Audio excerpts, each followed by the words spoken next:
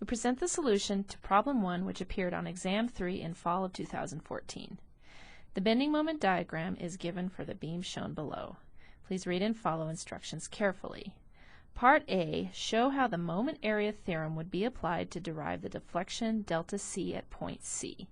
Specifically sketch the deflected shape of the beam with an appropriate tangent line and label the following quantities: theta A, TB with respect to A, TC with respect to A. Write an expression for delta C in terms of TB to A, TC to A, and L. So I would start out with this problem by sketching a deflected shape. Because of the pins at A and B, I know the deflection will be 0 at points A and B. I think the load Q on the end is going to push the beam downward, so I think it's going to bow upward between A and B and then extend back downward like this. The deflection that I'm asked to find, I would label delta C as shown. Now, I also want to sketch an appropriate tangent line, and we've coached in this class, for consistency, we're going to always draw our tangent lines from point A. So I want a line tangent to the deflection at point A, extended all the way out to point C. I also want to label TB with respect to A. Here's point B, so that's this distance from the tangent line to the deflected curve. And also TC with respect to A. C is way out here, so that's this full distance from the tangent line down to the deflected curve. And finally, I'd read carefully, we also want theta A. Theta A is the angle, the rotation angle at end A. So I believe those are all the things that we were asked to sketch. Now we need to write an expression for delta C in terms of the known quantities, or the quantities we can find by the moment area theorem. You have some formulas on your sheet to guide you, but you need to specialize them for this particular case. Looking at what I sketched here, I can see that delta C is equal to TC with respect to A. Let me write that down. TC with respect to A minus this distance right here. I'm going to call it X for now. What is X? I can figure out what X is using similar triangles. Here's my tangent line. This is the distance X. Out here at point B, this is the distance TB with respect to A. That distance out to point B is L, and then another L over 2 to get out to point C. So by similar triangles, TB with respect to A over L equals X divided by the total length, which is 3/2 L. That tells me that X is equal to 3/2 TB with respect to A. So I'll plug that in here, and I get delta C equals TC with respect to A minus 3/2 TB with respect to A. And that's the answer we'd be looking for part A. If you have a cantilever beam on your exam, and we ask you to draw or show a tangent line, remember that the tangent for a cantilever beam out from point A is just going to be tangent to the undeflected shape because there's no rotation.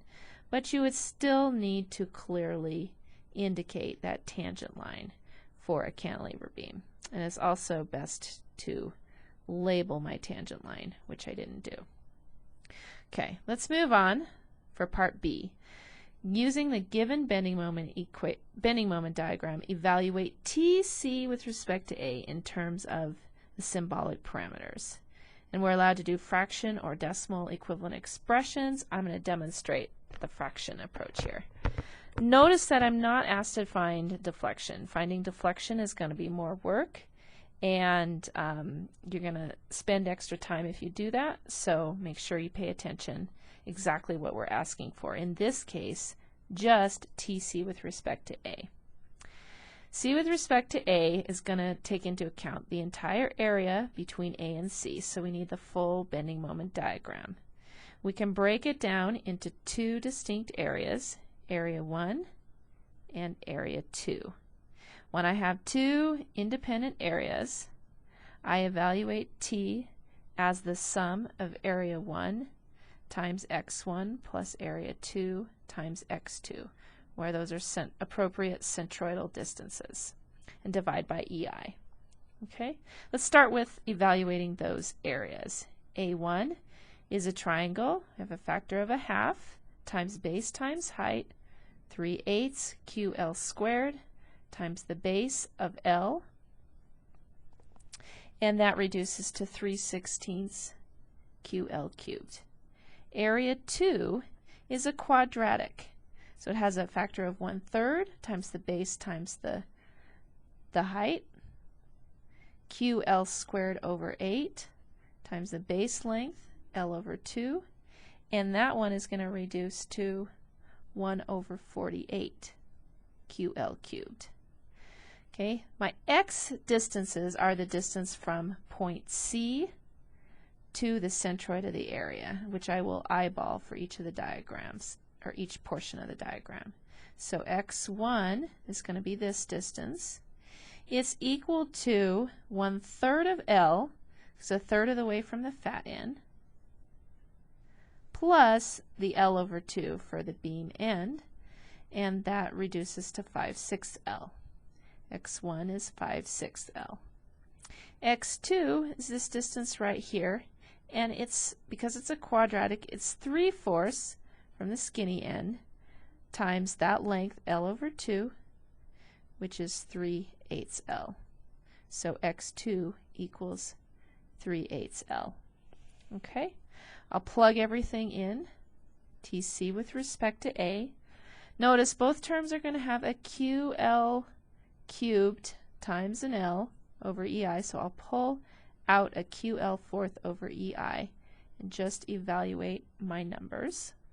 Okay, I have A1 3/16 times x1 5/6 minus, because the area is negative for area 2, 148 for the area times 3/8 for x bar. Okay, I can do a little fractional reduction here. I'll cross out the 3 and reduce that to a 2. Cross out the 3 and reduce this to 16. So my least common multiple is 16 times 8. I need to multiply this guy by a 4/4 to make them common.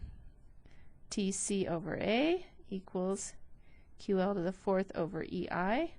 On top we have 5 times 4, 20, minus 1. On the bottom, 16 times 8, which is 128. And it reduces nicely to 19 over 128 QL to the 4th over EI. That's the value we're looking for.